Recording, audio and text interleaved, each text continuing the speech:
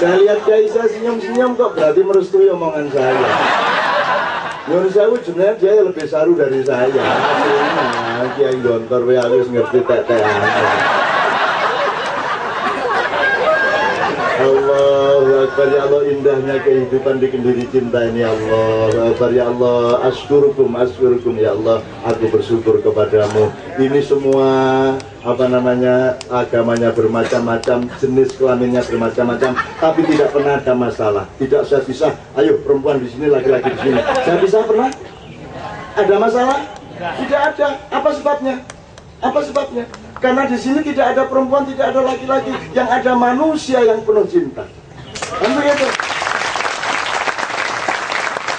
Kecuali aku aja, tahu sing lanang ngajengan cak pisan ya. Nggak bisa.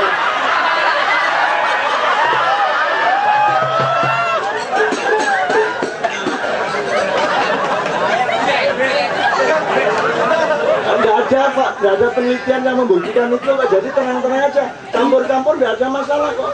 Karena apa? Karena pagarnya ada di dalam hati dan kesadaranmu, kan begitu. Tidak ada masalah di sini, gitu loh. Dari dulu campur tidak ada masalah. Karena tidak ingat wanitanya, nggak ingat laki-lakinya. Kalau yang terlalu mengkhawatirkan bergoda dewe ngajengan.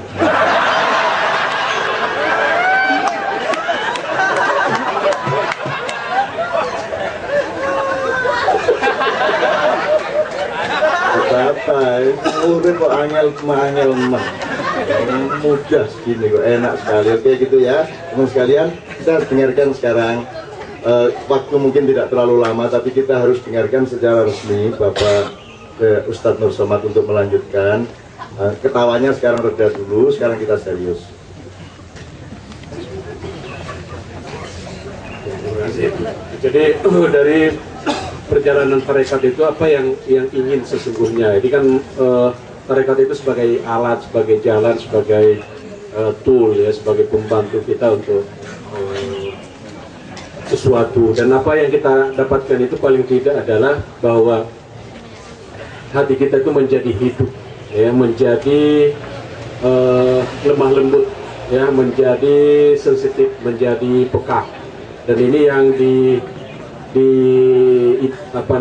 diungkapkan oleh Allah Subhanahu wa taala di dalam Al-Qur'an, bahwa Allah menghidupkan hati kalian itu seperti halnya Ia menurunkan air ke tanah pada waktu hujan.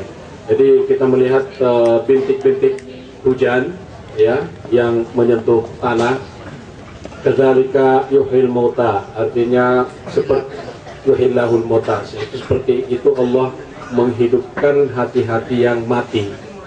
Mengapa terjadi kekerasan ya, mengapa terjadi pelecehan, kesombongan, takaburan dan sebagainya, itu kenapa? Karena hatinya tidak halus, karena hatinya tidak peka ya, tidak sensitif dan sebagainya. Tarekat itu yang mengajarkan kita untuk menjadi hati kita lebih sensitif ya, dan semakin sensitif hati itu maka semakin mempunyai kemungkinan besar untuk memperoleh password-password yang disinggung oleh Canon tadi. Dalam sesi ini mungkin secara singkat kita mau lewat beberapa tokoh atau secara sejarah historis.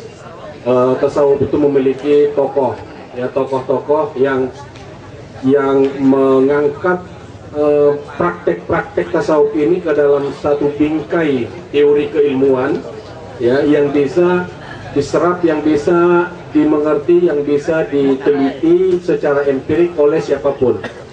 Nah, tokoh yang paling utama dalam sejarah tasawuf itu adalah Imam Al-Junaid Al-Baghdadi, yang dilahirkan di Baghdad tahun kira-kira abad ke-4 Hijriah, tahun 365 Hijriah. Beliau inilah yang memberi frame teoritis dan filosofis kepada seluruh rangkaian dan teori yang berkembang di dalam tasawuf. Apakah itu ma'rifat, apakah itu mahabbah, apakah itu fana, apakah itu taubah, dan seterusnya. Imam Junaid inilah yang menjadi penemu teori-teori itu, yang kemudian berkembang lebih pesat pada masa Ibnu Arabi. ya, yang kita kenal orang sering menjulukinya sebagai bapak panteisme, ya, yang kalau di kita di Indonesia itu Canun pernah menulis kalau tidak salah itu pengaruh Ibnu Arabi di dalam tasawuf apa tarikatnya Siti Jenar ya, itu yang sesungguhnya kalau menurut memang menurut analisis filosofis itu Ibnu Arabi itu menguraikan tasawuf secara panteisme. Jadi ada penyatuan, ada manunggaling Tuhan dengan hamba dan seterusnya, yang sesungguhnya tidak terlepas dari atau tidak lebih dari prinsip-prinsip fana itu tadi di dalam pemikiran Imam Al-Junaid. Nah, ini yang kemudian menjadi alat kritik kepada Imam Ibnu Taimiyah. Ibnu Taimiyah yang kita kenal sangat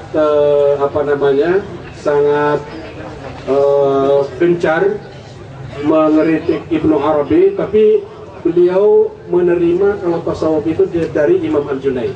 Nah, ini beliau tidak bisa membedakan antara apa yang diuraikan oleh Imam Junaid dengan yang diuraikan oleh Ibnu Arabi. Antara Ibnu Arabi dengan Ibnu Taimiyah ini kan hidup sezaman, ya, jadi barangkali ada ada konflik personal, ya, ada yang terkait dengan popularitas pada masa itu sehingga terjadi pertentangan. Tapi sesungguhnya selama Ibnu Taimiyah itu mengakui prinsip-prinsip yang dikembangkan atau yang diutarakan oleh Imam Junaid, menyangkut teori-teori dalam tasawuf, menyangkut maqamat, menyangkut ma'rifat, menyangkut mahabbah, menyangkut kewalian, karamat, dan seterusnya.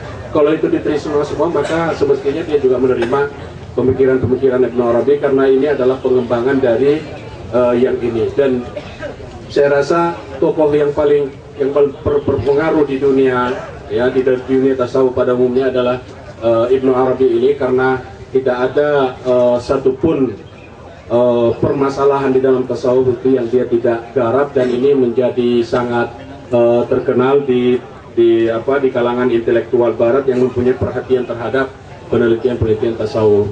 Salah satu misalnya William Chittick, ya, itu menulis bahwa uraian-uraian Ibnu Arabi mengenai kisah Ismail, mengenai pengorbanan, ya, di dalam ekspresi cinta mahabbatullah, itu akan jauh lebih mendalam, jauh lebih tinggi, jauh lebih berkualitas daripada para uraian para pastor di dalam teologi Trinitas.